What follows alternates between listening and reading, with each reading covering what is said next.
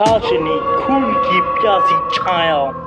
छत्तीसगढ़ के एक घने जंगल के बीच बसा था एक गांव, भैरवपुर। गांव छोटा था लेकिन उसका डर बहुत बड़ा था। लोग कहते थे वहां रात को किसी लड़की की चीखें गूंजती है और अगर किसी ने उसे देख लिया तो वह जिंदा नहीं बचता। गांव के बाहर एक टूटा हुआ कुआं था जिसे पिशाचिनी का कुआं कहा जाता था। कहते हैं वहां रात को लाल साड़ी में एक औरत दिखती है जिसके पैर उल्टे होते हैं और आंखें जलती है। एक दिन गांव में एक टीम आई फिल्म बनाने के लिए। लीड में थी डायरेक्टर रीमा, कैमरामैन अजय और साउंड डिजाइनर नील। उनका मकसद था गांव की पिशाचिनी पर एक डॉक्यूमेंट्री तैयार करना। गांव वालों ने उन्हें रोका, उस कुएं के पास मत जाना, वहां एक बार जो गया वह लौटा नहीं। रीमा मुस्कुराई, डरने वालों में से हम नहीं हैं। टीम ने उसी रात कुएं के पास शूटिंग शुरू की। अजय कैमरा सेट कर रहा था तभी माइक ने एक धीमी सी हंसी रिकॉर्ड की। नील ने कहा कोई लड़की थी शायद, और जब उन्होंने रिकॉर्ड सुनी हंसी में ये शब्द छुपे थे, तुम्हारा खून मेरा होगा। अजय ने मजाक में कहा, पिशाचिनी हमें खा जाएगी क्या? और उसी रात अजय गायब हो गया। गांव के बुजुर्ग दादी गौरा ने रीमा को बुलाया और कहानी बताई। बहुत साल पहले इस गांव में एक लड़की थी तारा। वह बहुत सुंदर, लेकिन लोग उसकी सुंदरता से जलते थे। गांव के ठाकुर ने जबरन उनके साथ दुष्कर्म किया और फिर उसे गांव के कुएं में फेंकवा दिया।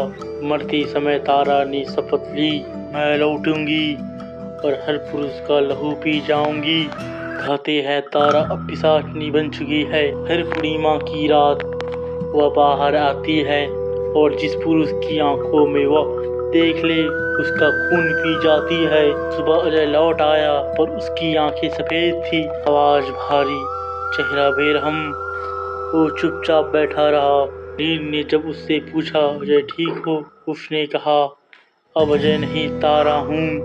और अगले ही पल नील की गर्दन को उसने दांतों से फाड़ डाला। रीमा चीखती हुई भागी। रीमा अब अकेली थी। कैमरे में रिकॉर्ड की गई हर फुटेज में एक चेहरा दिखता, लंबे बाल, खून से सना चेहरा और आंखों में नफरत। रीमा ने वो सारी फुटेज डिलीट करनी चाही, लेकिन हर बार स्क्रीन पर एक मैसेज आता, तूने मेरी कहानी छेड़ी है, तेरी कहानी खत्म। डरी हुई रीमा गांव के तांत्रिक बाबा कालेश्वर के पास गई। वह बोले पिशाचिनी को रोका जा सकता है, लेकिन उसके लिए उसका शरीर खोदकर उसे अग्नि देनी होगी। रीमा ने पूछा उसका शरीर तो कुएं में है। बाबा बोले हाँ, लेकिन कोई आज तक वहां गया नहीं, जो गया लौट कर नहीं आया। अगली रात रीमा और बाबा कुएं की ओर बढ़े, हाथ में गंगा जल, मंत्रों से बंधा त्रिशूल और एक अग्निकुंड का सामान। जैसे ही उन्होंने कुएं में झांका, लाल साड़ी में एक छाया बाहर आई। हवा एकदम बंद, उसकी आंखों में आग थी। किसी और की मौत देखने आई है तू रीमा? रीमा ने कांपते हुए कहा, मैं तुझे मुक्ति देने आई हूँ। मुक्ति नहीं चाहिए, मुझे बदला चाहिए। और फिर कुएं से निकला खून का तूफान। हवाओं में चीखे और अंधेरा गहराने लगा। बाबा ने मंत्रों का जाप शुरू किया। रीमा ने पिशाचिनी की राखी लाल चुनरी कुएं से निकाली और अग्निकुंड में डाली। मेरा बदला अधूरा है। रीमा ने अपनी हथेली काटी और कहा, ले ले मेरा खून, पर अब और किसी का जीवन मत ले। उसकी बातें सुनकर पिशाचिनी कुछ पल के लिए रुक गई। उसकी आंखों से एक आंसू गिरा। काश कोई मुझे पहले समझाता। पर वह अग्नि में समा गई। भैरवपुर शांत हो गया। रीमा जिंदा रही, लेकिन उसकी आंखें अब बदल चुकी थी। वो अब रात को चुपचाप कुएं के पास बैठती है और कभी कभी खुद से बातें करती है।